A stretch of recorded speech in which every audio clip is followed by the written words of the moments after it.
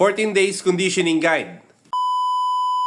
Magandang araw ho sa inyo mga bossing. Ngayong araw ho ay ibabahagi naman natin ang ating pamamaraan sa pagkukonditioning sa loob ng 14 na araw. Paano ba natin ito ginagawa at ano ang mga exercise at gamot na binibigay natin? Unang-una ho mga bossing ay nirerespeto ko po ang bawat handler sa kanilang pamamaraan sa paggagayak ng kanilang mga alaga. Itong paggagayak ko ho na ito ay aking ginagawa at experience na maayos naman gumalaw ang ating mga alaga at siguradong walang off ito. Game na po! Unang-una ho, bago ho tayo pumasok sa 14 days conditioning, ay dapat nakapriko na po tayo. Yan po ang pamamaraan ko kahit sa 7 days conditioning man yan, or 14 days, or 21 days. Para ang ating alaga ay hindi na manibago sa binibigay natin na patuka or gamot. Kaya napaka-importante ang preconditioning sa ating mga alaga. Salamat po. Bali magsimula na po tayo. Halimbawa, ay auno ka magsisimula sa 14 days conditioning. Sa 31 or 30 pa lang ng gabi ay magpupurga ka na at kinabukasan ng auno ay paligo ka na ng 10 a.m. Tapos bigyan ng inject ng Super 4, 0.5 cc ho. Tapos ho mga bossing, wala muna akong exercise sa unang araw. Pero may limber na tayo niyan. Mag-limber ho tayo ng 6 p.m. pagdilim at magbigay ho tayo ng Bitben Pro Tablet 357 ho. At sa day 2 naman ho mga bossing ay 10 a.m. Exercise po tayo ng pakaskas ng 15 minutes or 10 minutes. Depende kung wala pang hingal ang ating mga alaga. Kung bibigyan nyo sila ng mas matagal, pero kung may hingal, okay na muna ang 10 minutes or 5 minutes para ma-adapt muna nila ang ating binibigay na programa.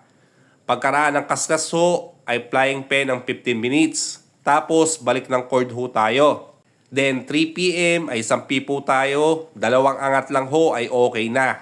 Isang tips ho bakit 3 p.m. ho tayo nagsasampi. Sinasanay ko ang ating maalaga na ganong oras po tayo magbigay ng kanilang sampi para ma-adapt nila sa sarili nila or body clock ng ganong oras sila naglalaro or sampi. Di ba ho, kadalasan ay ang start ng exam nila ay 12 p.m. or 1 p.m. Kaya ganong oras ko na lang sila sinasampi. And then, pagtapos nun ay cord po ulit tayo at patuka ng 4 p.m. Yung feeding mixture naman natin ay may video na po tayo niyan. Pakicheck na lang po ang ating feeding mixture natin sa ating page. Maraming salamat po. Tapos, pagtapos ng patuka, limber lang ulit tayo. Tapos, painom naman tayo ng El Toro tablet.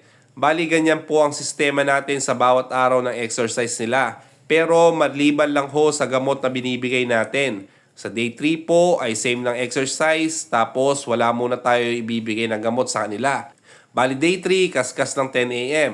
Then, flying pen, 3 p.m., sampi, and then cord, patuka, limber. Hanggang day 4 po, ganyan. Day 5 po natin ay same exercise po, pero sa gamot po ay magbibigay na po tayo ng Bitben Pro Tablet po ulit pag sa limber po. At day 6 naman, same exercise, ang gamot naman po ay El Toro Tablet. Tapos day 7 and 8, same exercise pa din, pero wala na po ulit tayo muna ibibigay na gamot. Day 9, same exercise, tapos sa gabi magli-limber, bigay po ulit tayo ng Bitben Pro Tablet. At sa day 10 din po, El Toro Tablet naman po. Parehas lang po yung exercise niya hanggang day 9 hanggang day 10. Day 11 po natin ay rest na po tayo sa exercise. Wala po tayo gagawin yan. Patuka lang tapos lagay lang natin sila sa cording na malilim para ma-relax ang ating mga alaga. Tapos day 12 po ay dito na po tayo magkikiping. Magpapaligo na po tayo at magbibigay na po tayo ulit ng Super 4 Inject 0.5 cc. Tapos sa gabi, magbababa po tayo ng day 12 ng gabi. Ay Bitben Pro Tablet po ang ating ibibigay. Hanggang day 13 po yan. Puro Bitben Pro Tablet na po. Tapos yung day 14 po natin, yun na po yung napili natin na araw.